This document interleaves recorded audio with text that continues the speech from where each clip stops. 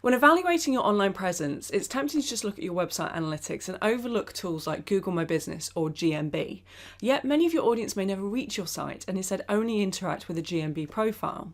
It's particularly important for businesses that have a physical location, like a restaurant, a retail store, a salon, or if you serve a local area with your service, like a plumber.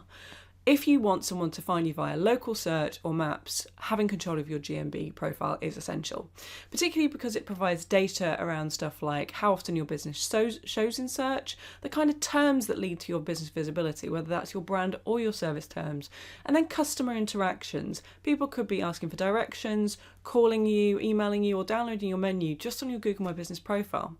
So these insights provide an awful lot of information about how customers engage with you and the potential. Pretty important to have control of. Next week is a new month and we're moving on to the fundamentals.